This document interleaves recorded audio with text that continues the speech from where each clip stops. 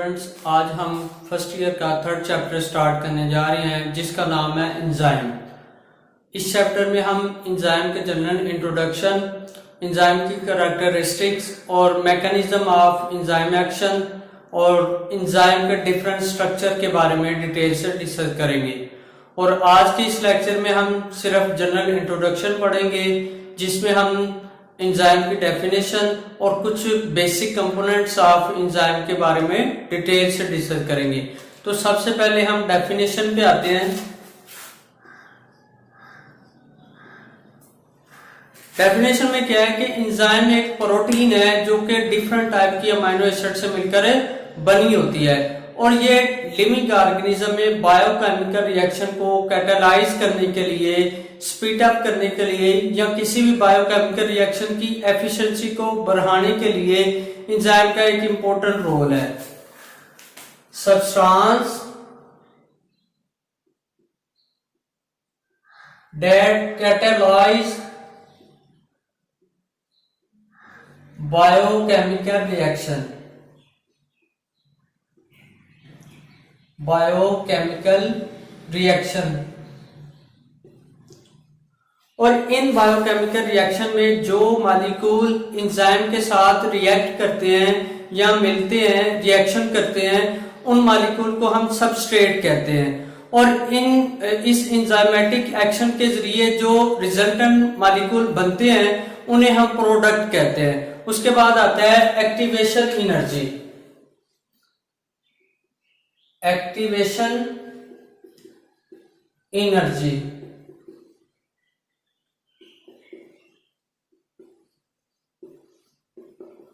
Activation energy क्या है कि कोई भी बायोकेमिकल रिएक्शन में एंजाइम के काम करने के लिए जो मिनिमम एनर्जी हमें रिक्वायर होती है या minimum amount of energy that catalyse the enzyme या दैट कैटालाइज द रिएक्शन, उन्हें हम एक्टिवेशन एनर्जी कहते हैं।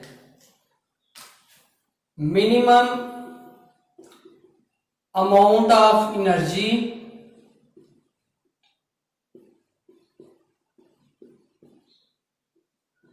that start up the reaction, start up the reaction। किसी भी रिएक्शन को स्टार्ट करवाने के लिए या एंजाइम को काम करवाने के लिए जो हमें minimum amount of energy require होती है उसे हम एक्टिवेशन एनर्जी कहते हैं। उसके बाद आता है कोफैक्टर। थर्ड पे क्या है? कोफैक्टर।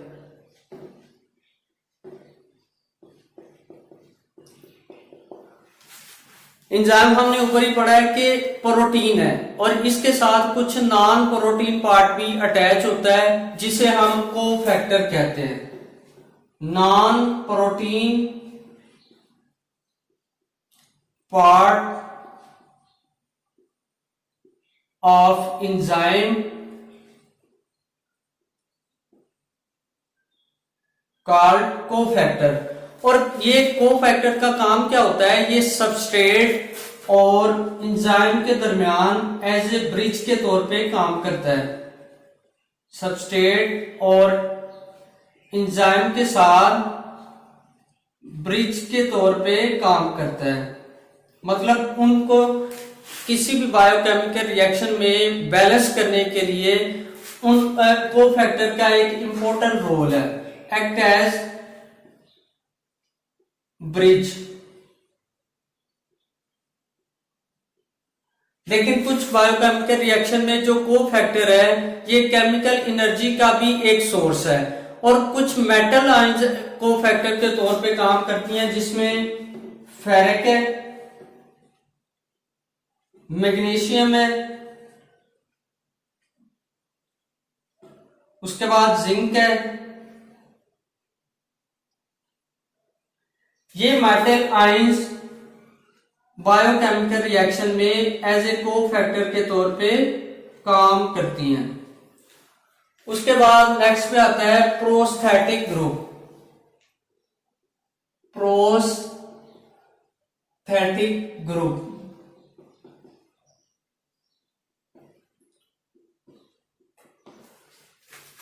कोफैक्टर जो है ये नॉन प्रोटीन पार्ट है, और अगर ये नॉन प्रोटीन पार्ट एंजाइम के साथ कोवलेंटली बॉन्ड हो तो उसे हम प्रोस्थेटिक ग्रुप कहेंगे। अटैच विद एंजाइम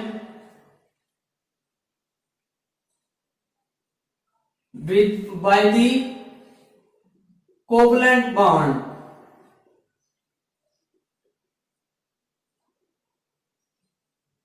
अगर कोफैक्टर एंजाइम के साथ कोवलेंटली बॉन्डेड हो तो उसे हम प्रोस्थेटिक ग्रुप कहेंगे। उसके बाद नेक्स्ट पे आता है coenzyme. Coenzyme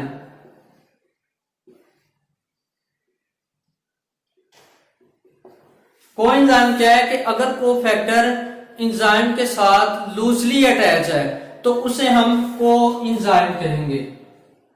loosely attach with enzyme, और ये बहुत सारे बायोकेमिकल रिएक्शन में एज ए विटामिन के तौर पे भी काम करते हैं। विटामिन क्या है? जिसकी हमारी बॉडी को बहुत थोड़ी मिकदार में जरूरत हो, और ये मिनरल का एक मेन सोर्स है और बहुत सारे बायोकेमिकल रिएक्शन के लिए एक मेन सोर्स या इंपॉर्टेंट रोल ये प्ले करते हैं। उसके बाद नेक्स्ट पे आता है ओपोएंजाइम। एपोएंजाइम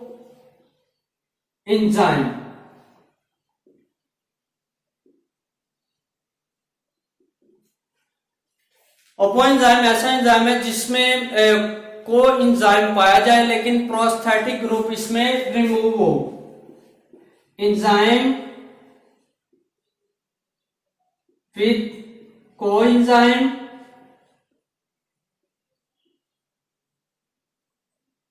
और प्रोस्थेटिक ग्रुप इज रिमूव। जिसमें प्रोस्थेटिक ग्रुप एब्सेंट हो उसे हम ओपोएंजाइम कहते हैं। Group is remove. उसके बाद नेक्स्ट पे आता है hello enzyme. Hello enzyme hello enzyme hello enzyme complete set of enzyme है जिसमें कोफैक्टर पाया जाए और पॉलीपेप्टाइड चेंज पाई जाए, और ये एक्टिव फॉर्म ऑफ एंजाइम है जो कि बायोकेमिकल रिएक्शन में एक इंपॉर्टेंट रोल प्ले करती हैं। पॉलीपेप्टाइड चेन और कोफैक्टर विद एंजाइम।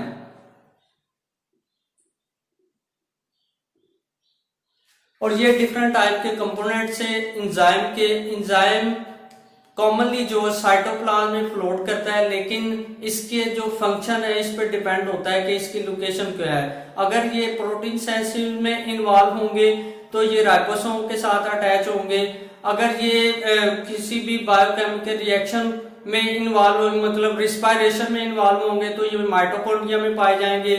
अगर ये फोटोसिंथेसिस में इन्वॉल्व होंगे तो ये क्लोरोप्लास्ट में पाए जाते हैं। अगर ये साइटोप्लाज्म में होने वाले किसी भी बायोकेमिकल रिएक्शन में इन्वॉल्व हैं तो ये साइटोप्लाज्म में पाए जाते हैं। इसका मतलब जो फंक्शन है उस पर डिपेंड है कि इसकी लोकेशन कौन सी है। Thank you for this.